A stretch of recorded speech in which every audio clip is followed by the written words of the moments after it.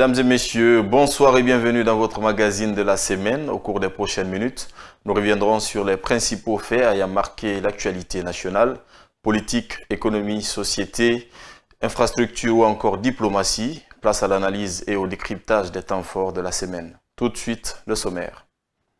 La 13e édition de l'Africa CEO Forum 2026 s'est achevée ce vendredi à Kigali. La Guinée était représentée par son président Mamadi Doumbouya, accompagné d'une forte délégation. Les échanges ont porté sur le renforcement du partenariat entre États et le secteur privé pour accélérer le développement économique du continent. La Cour de justice de la CEDEAO a lancé ce mercredi 13 mai à Conakry ses audiences hors siège dans le cadre d'une campagne de sensibilisation. Sur ces missions, l'objectif est de rapprocher davantage cette institution des citoyens. Plusieurs personnalités ont pris part à cette cérémonie d'ouverture. Dans le cadre de la réglementation légale du processus électoral, la Direction générale des élections passe à la vitesse supérieure sur la désignation des délégués de bureaux de vote pour les candidats à l'ouverture des comptes de campagne, entre autres. C'est tout pour le sommaire. Kigali a été durant 2 jours le centre des ambitions économiques du continent africain. La 13e édition de l'Africa CEO Forum 2026, ouverte le 14 mai et clôturée ce vendredi 15 mai dans la capitale rwandaise, a réuni dirigeants politiques et acteurs du secteur privé autour des grands enjeux de développement de l'Afrique. La Guinée était représentée à ce rendez-vous par le président Mamadi Doumbouya, accompagné d'une importante délégation gouvernementale. Décryptage, Mamadou Tanouba.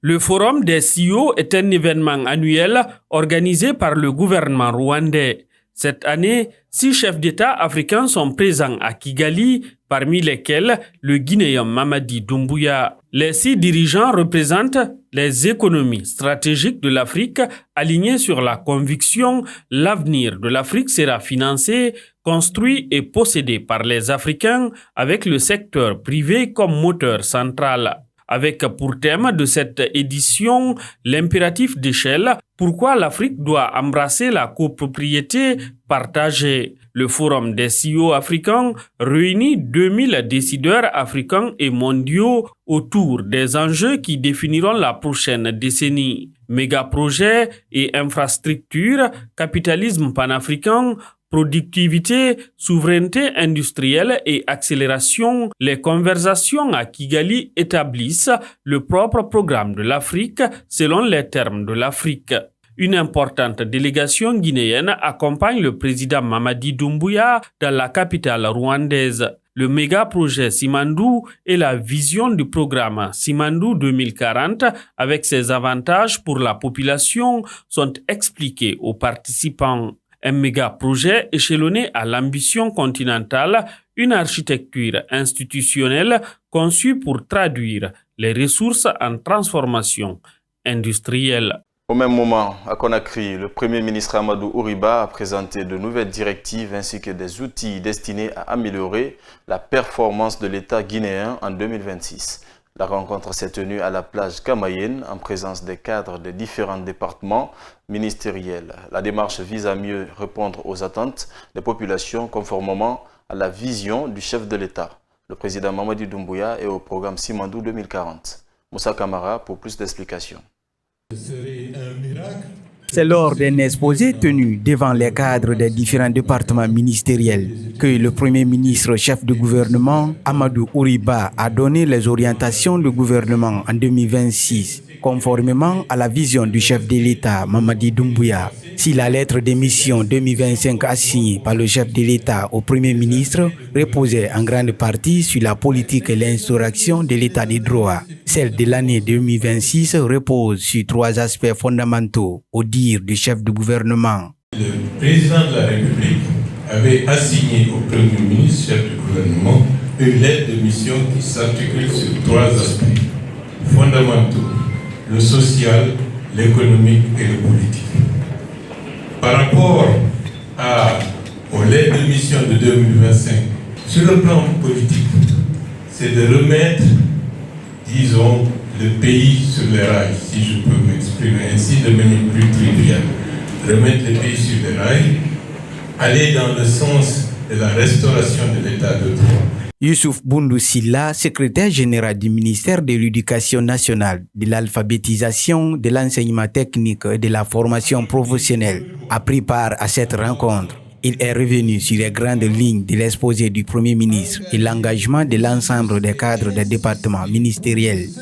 Les contrats de performance, les PAO, ont fait l'objet d'une grande rhétorique de la part de M. le ministre. Et je pense que l'ensemble des cadres ici présents a pris très bonne note des orientations qu'il a données et que tout le monde est engagé désormais à jouer pleinement son rôle dans le cadre de la franche collaboration entre les ministres et leurs secrétaires généraux et les secrétaires généraux et l'ensemble des directions pour pouvoir mener à bout les politiques publiques du pays conformément à la vision de M. le Président de la République. Cette session de cadre d'impulsion des priorités gouvernementales repose sur la solidarité gouvernementale, l'engagement du capital humain, l'obligation de résultats, entre autres sont les attentes du gouvernement pour l'exercice 2026, avec pour accent la modernisation de l'administration afin d'améliorer les conditions de vie des Guinéens. Les audiences hors siège de la Cour de justice de la CEDEAO ont démarré ce mercredi à Conakry. L'objectif, assurer la sensibilisation et la communication sur la Cour de justice de l'instance sous-régionale. Celle-ci œuvre à garantir le respect des engagements pris par les États membres en offrant aux citoyens un recours effectif contre les violences de leurs droits fondamentaux. Khadija Kaba pour plus d'explications. C'est une première d'organiser les audiences hors siège de la CEDEAO à Conakry. Celle-ci représente une opportunité précieuse pour sensibiliser davantage les citoyens sur le rôle et les compétences de la Cour de justice de l'instance sous-régionale. C'est dans le cadre de la promotion de la culture juridique. À cette occasion, le garde des Sceaux, ministre de la Justice et des Droits de l'Homme, Ibrahima Sorido Tunkara, s'est exprimé au nom du président de la République, Mamadi Doumbouya. La tenue de cette audience hors siège dans notre pays, pour la première fois, constitue un témoignage éloquent de l'engagement de la CEDEAO à rapprocher la justice communautaire des citoyens guinéens. Elle traduit également la volonté commune de renforcer l'état de droit, la protection des droits de l'homme et l'intégration juridique dans notre espace sous-régional. Le président de la Cour de justice de la CEDEAO entend simplifier l'accès à la justice, promouvoir la compréhension des procédures, encourager le dialogue judiciaire et consolider les partenariats durables avec la Guinée. Notre mission ici est délibérée et axée sur les citoyens. Nous souhaitons dialoguer directement avec eux, sensibiliser l'opinion publique, donner la parole à ceux qui autrement resteraient inaudibles et renforcer la confiance dans les institutions régionales. À travers ce mouvement, nous cherchons à simplifier l'accès à la justice, à promouvoir la compréhension des procédures et des juridictions, à encourager le dialogue judiciaire et à consolider des partenariats durables avec l'État hôte de la région. Présent à la cérémonie, Fodé Bangoura, président de la Cour suprême, a exprimé sa profonde gratitude pour le choix porté sur la Guinée pour abriter ces audiences hors siège de la CEDEAO. Avant l'entame de mon propos, exprimer toute ma reconnaissance et celle de la Cour suprême de Guinée à cette haute juridiction communautaire pour le choix porté sur notre pays pour abriter cette importante rencontre. Ce choix n'est pas anodin. Il traduit à la fois la confiance placée en la République de Guinée et l'intérêt croissant porté à la diffusion du droit communautaire et à l'appropriation des mécanismes juridictionnels régionaux par les justiciables et les acteurs institutionnels. Ces audiences hors siège traduisent la volonté de la CEDEAO de rapprocher davantage la justice des citoyens. À travers cette initiative, les autorités guinéennes et les responsables de la Cour de justice de la communauté économique des États de l'Afrique de l'Ouest réaffirment leur engagement en faveur des droits fondamentaux et de l'état de droit dans l'espace communautaire. À travers différents communiqués et multidiffusions, la Direction générale des élections passe à la vitesse supérieure sur la désignation des délégués de bureau de vote pour les candidats, l'ouverture des comptes de campagne, la distribution des cartes d'électeurs et des duplicata, entre autres. Des larges informations ont été données par la DGE dans ce sens. C'est dans le cadre de la réglementation légale du processus électoral. Décryptage Ansou Baïlo-Baldé. Dans son premier communiqué, la Direction générale des élections s'est fondée sur l'article 103 du Code électoral pour inviter les candidats et listes de candidats retenus souhaitant désigner des représentants au sein de la commission administrative de centralisation des votes CACV de chaque commune à déposer auprès de ses démembrements les informations relatives à leurs représentants devant y siéger. Un délai au plus tard le 16 mai 2026 est accordé. Dans un autre communiqué, la DGE porte à la connaissance de la désignation des délégués de bureau de vote, des candidats et listes de candidats des élections législatives et communales. L'article 84 du Code électoral est cité par la Direction générale des élections pour inviter à transmettre les informations relatives à leurs délégués de bureau de vote. Dans le même ordre, la DGE annonce l'ouverture d'un compte de campagne pour les élections législatives et communales du 31 mai 2026. Selon les dispositions des articles 274, 275, 280, 281 et suivants du Code électoral, rappelant aux candidats et listes de candidats retenus l'obligation de procéder à l'ouverture d'un compte de campagne destiné à recevoir le fonds électoral ainsi que la subvention accordée par l'État pour la campagne électorale des législatives et des communales. En même temps, la Direction générale des élections informe les citoyens inscrits au registre national des personnes physiques et ayant atteint la majorité de 18 ans au 30 avril 2026, ainsi que ceux ayant déposé une demande de duplicata de carte d'électeur que le retrait de carte d'électeur va débuter le 16 mai 2026. Et c'est dans toutes les communes et représentations diplomatiques et consulaires. Cette opération se poursuivra jusqu'au 31 mai selon la DGE. Dans le même registre, la Direction générale des élections, DGE, a convié ce jeudi les 26 candidats devant prendre part au scrutin de liste nationale prévu le 31 mai prochain à une séance de travail. Cette rencontre a été marquée par la remise officielle des clés USB contenant le découpage électoral ainsi que les fichiers destinés au remplissage des listes de délégués des partis politiques dans les bureaux de vote et les commissions administratives de centralisation des votes CACV. Mohamed Lamine Dafé. Des candidats ont répondu présents à cette rencontre de ce jeudi à la Direction générale des élections. Ils répondent à l'appel de la DGE pour recevoir les clés USB sur lesquelles sont enregistrés le découpage électoral et le fichier lié à l'enregistrement des représentants dans les bureaux de vote. Le directeur général adjoint des élections, Georges Abraham Sori, a présidé la cérémonie de remise. Nous avons rencontré les 26 candidats à l'élection de scrutin de liste nationale à la représentation proportionnelle, à l'effet de leur remettre les clés contenant le découpage électoral, comme il est de coutume et de bonne pratique dans le monde entier, afin qu'ils sachent quels sont les bureaux de vote dans lesquels ils vont compétir dans un premier temps, mais aussi leur permettre de pouvoir, à travers des fichiers en lien avec ce découpage électoral, pouvoir remplir l'ensemble de leurs délégués qui vont les représenter dans les bureaux de vote, mais aussi au niveau des commissions administratives de centralisation des votes. Cette opération, elle se tient aujourd'hui en centrale à Conakry, ici pour la liste nationale, mais elle se tient aussi au niveau des 50 circonscriptions qui sont pour les unis et les plurinominales. Dans la salle de rencontre, plusieurs inquiétudes et doléances ont été soulevées par des candidats à l'endroit du directeur général adjoint des élections.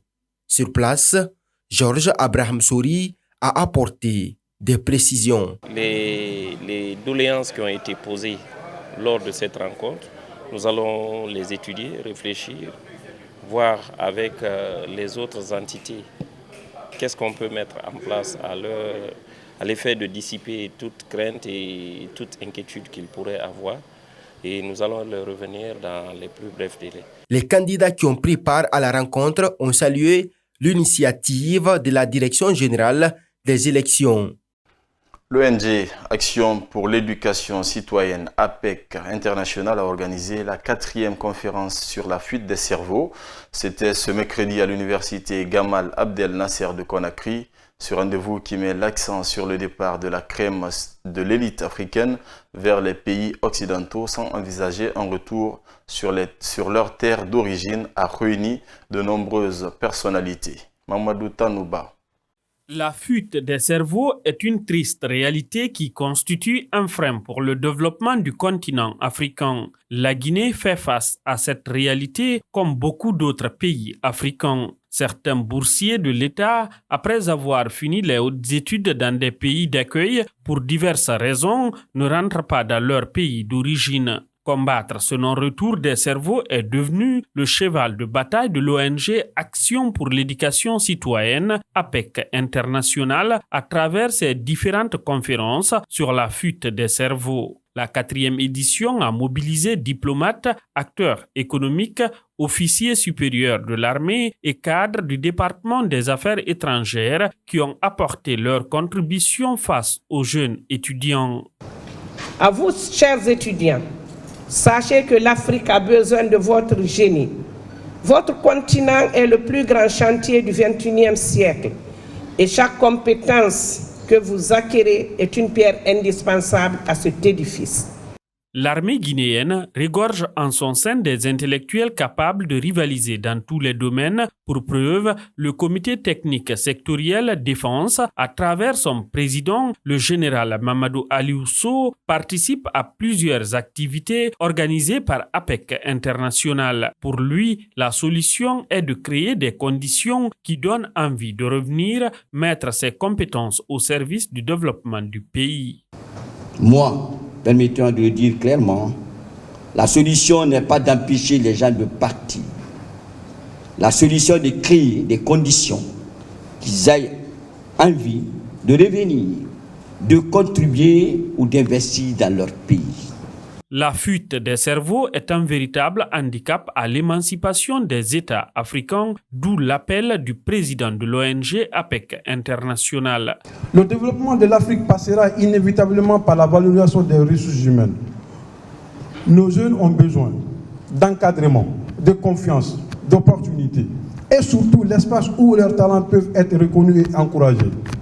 Les étudiants qui ont pris part à la 4e conférence sur la fuite des cerveaux ont pris conscience du mal que cette triste réalité fait subir au continent africain. En tant qu'étudiante, aujourd'hui, j'ai appris et j'ai compris qu'il est nécessaire de partir se former ailleurs, mais aussi qu'il est très important de revenir dans son pays afin de participer au développement de sa nation.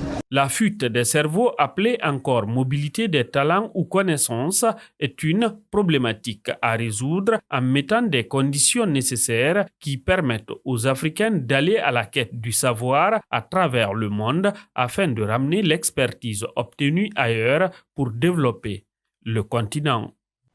À quelques jours du début de la saison pluvieuse, le ministère de l'Assainissement, de l'Hydraulique et des Hydrocarbures a annoncé une vaste opération de nettoyage de la ville de Conakry et de ses environs. L'opération s'étendra sur un mois et vise à renforcer la salubrité publique ainsi qu'à prévenir les risques d'inondation. Bangali Kamara. Cette opération qui vise à renforcer la salubrité publique et à prévenir les risques d'inondation à l'approche de la saison des pluies se déroulera du 12 mai au 12 juin 2026 de 22h à 6h sur les principaux axes routiers, marchés et points critiques identifiés selon le communiqué officiel du ministère. Le ministère de l'Assainissement précise dans son communiqué également que des équipes seront déployées pour le nettoyage, l'évacuation des déchets ainsi que l'amélioration de l'écoulement des eaux pluviales dans différents points ciblés.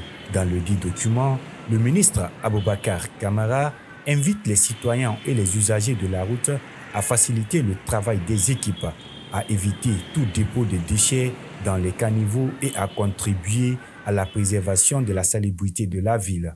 Parallèlement aux activités engagées à Conakry, le département informe également de l'implication des équipes de l'ANASP dans les différentes régions administratives du pays, afin de mettre en œuvre des actions similaires en prélude à la saison des pluies. Déjà à Conakry, les premières pluies des dernières semaines ont entraîné des tas d'ordures sur plusieurs axes de la capitale. Et pour finir, page noire, le groupe Kavi Media est en deuil. Le directeur de la logistique est décédé ce jeudi 14 mai 2026 suite à une maladie. L'acteur du cinéma Moulkou Souleymane Cissé est beaucoup plus connu sous le nom de Papus. Il est auteur de plusieurs films cinématographiques en Guinée, ce qui lui a valu une reconnaissance dans le secteur au sein du média pour lequel il travaillait. L'ampleur, un travail dévoué et une perte énorme. Moussa Kamara.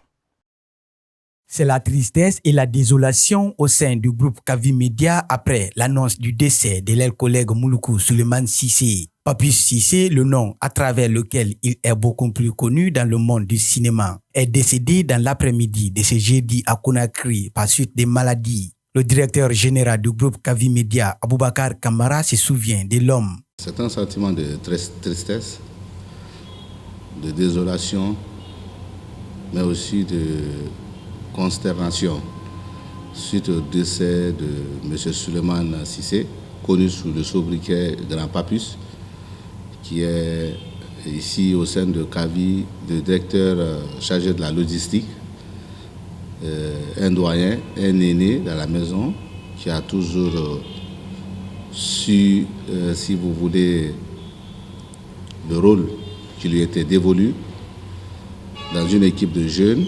Il était là, il était à la fois ce conseiller qui essayait d'être à l'écoute de toutes les parties pour le bien de la maison. Cette disparition de Moulkou Souleymane Cissé a ému tous les travailleurs et responsables du groupe Kavi Media. Alassane Kondé, directeur des ressources humaines de Kavi Media, et Aliou Ndoye-Ba, collaborateur du défunt, étaient sous le choc d'apprendre la mauvaise nouvelle.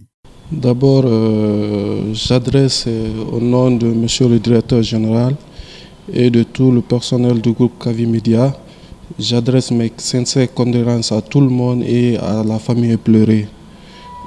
Personnellement, avec M. Cissé, c'était devenu un père pour moi, un conseiller. Au-delà d'être responsable logistique, il était toujours là, présent pour moi.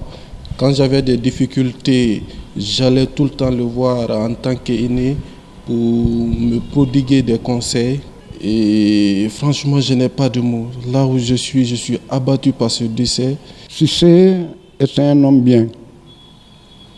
Et sa mort, c'est une grande perte pour la Guinée, mais aussi pour la culture guinéenne. Il s'est battu longtemps contre la maladie. Mais, comme on dit, c'est la volonté de Dieu qui se fait. Moulkou Souleymane Cissé Papus était un homme de la culture. Il est auteur de plusieurs films cinématographiques à travers lesquels il a marqué le monde de la culture. C'est notamment le titre Cravate Café qu'il a réalisé avec succès. Son décès intervient alors qu'il s'apprêtait à quitter Conakry ce jeudi soir pour l'étranger pour des soins médicaux. Il laisse ainsi un vide dans le monde des médias et de la culture en Guinée. C'est la fin de ce magazine de la semaine. Merci de nous avoir suivis. L'information continue sur nos différentes plateformes. Excellente suite de programmes à toutes et à tous.